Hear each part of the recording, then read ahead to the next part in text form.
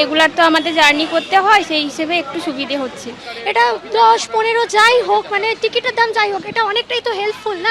লেডিসে সরকারি বাসে সমস্তই ফ্রি এবং তার সচিত্র পরিচয়পত্র দেখালেই আমরা তাকে বিনা পয়সায় যাতায়াত। শুধুমাত্র এই রাজ্যের নাগরিক কিনা আপনারা দেখেন? হ্যাঁ, শুধুমাত্র এই রাজ্যের নাগরিক কিনা সচিত্র পরিচয়পত্র থাকলেই আমরা তাকে বিনা পয়সায় যাতায়াতের সুবিধা দেব। সপ্তাহের প্রথম দিন, মাসের প্রথম দিন, আর নতুন সরকারের সিদ্ধান্ত অনুযায়ী আজ থেকে মহিলাদের সরকারি বাসে ফ্রি ট্রাভেল।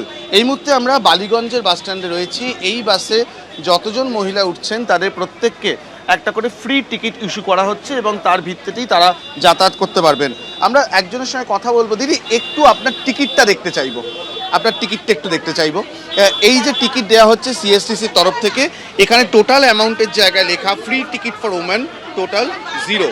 এই রকমই টিকিট কিন্তু আজকে সকাল থেকে ইস্যু হওয়া শুরু হয়েছে। রেগুলার তো আমাদের জার্নি করতে হয়, সেই হিসেবে একটু সুবিধে হচ্ছে। এই যে বাস, তার বাইরের দিকে যদি আমরা যাই তাহলে দেখতে পাবো বাইরেই এই ফ্রি টিকিট ইস্যু করা হচ্ছে। আপাতত যে কোনো একটি শংসাপত্র ঠিকানা থাকতে হবে, এই রাজ্যের নাগরিক হিসেবে পরিচয় দিতে হবে, তাহলেই কিন্তু এই বাসে ওঠা যাবে। এর পরবর্তী সময় কার্ড তৈরি করে দেওয়া হবে, সেই কার্ডের ভিত্তিতেই কিন্তু টিকিট করা হবে। এই বাসের যিনি কন্ডাক্টর রয়েছেন তার সঙ্গে কথা বলবো। কি নিয়ম? সরকারি কোনো লেডিসে সরকারি বাসে সমস্তই ফ্রি এবং তার সচিত্র পরিচয়পত্র দেখালেই আমরা তাকে বিনা পয়সায় যাতায়াত। শুধুমাত্র এই রাজ্যের নাগরিক কিনা আপনারা দেখেন? হ্যাঁ, শুধুমাত্র এই রাজ্যের নাগরিক কিনা সচিত্র পরিচয়পত্র থাকলেই আমরা তাকে বিনা পয়সায় যাতায়াতের সুবিধা দেবো। আর কি ধরনের টিকিট ইস্যু করছেন? লেখা রয়েছে free ticket for free ticket লেখা আছে, অ্যামাউন্ট 00 আসছে। ফ্রি টিকিট ফর ওমেন লেখা, তার সঙ্গে অ্যামাউন্টের জায়গায় 0 লেখা। কতটা সুবিধা?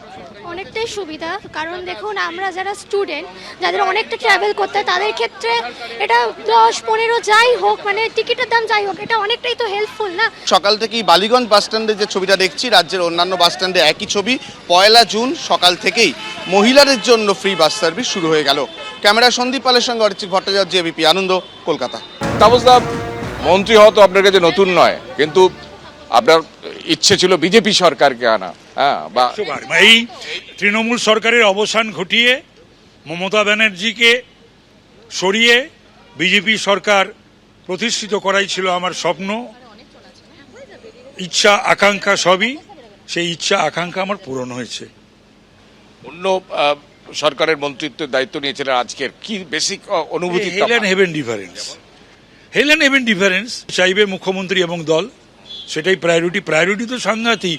তার কারণ হচ্ছে যেখানে ছেড়ে গেছে সব ক্ষেত্রে, সেখান থেকে টেনে তোলা এটা খুব কঠিন কাজ, কিন্তু বাংলার মানুষ আমাদের উপর আস্থা রেখেছে, ভরসা রেখেছে। সুতরাং সেই কঠিন কাজটাও আমাদের সকলকে মিলে আমাদের করতে হবে। আজকেই তো দপ্তর বন্টন হয়ে যাবে, আজকেই তো দপ্তর বন্টন হয়ে যাবে, আজকেই তো দপ্তরে যেতে হবে আপনার। না, বোধহয় বুধবার। আজকে দপ্তর বন্টন হবে না? বুধবার ক্যাবিনেট মিটিং নবান্নে, সেদিনই হবে। আমরা কথা বললাম তাপস রায়ের সঙ্গে। তাপস রায় একটা বিষয় স্পষ্ট করলেন যে আজকে দপ্তর বন্টন হচ্ছে না, বুধবার ক্যাবিনেট আছে, সেই ক্যাবিনেট বৈঠকের আগেই দপ্তর বন্টন হবে এবং তারপরেই দায়িত্ব নেবেন মানে মন্ত্রীরা তার নিজের দপ্তরে। এবিপি আনন্দ, এগিয়ে থাকে, এগিয়ে রাখে।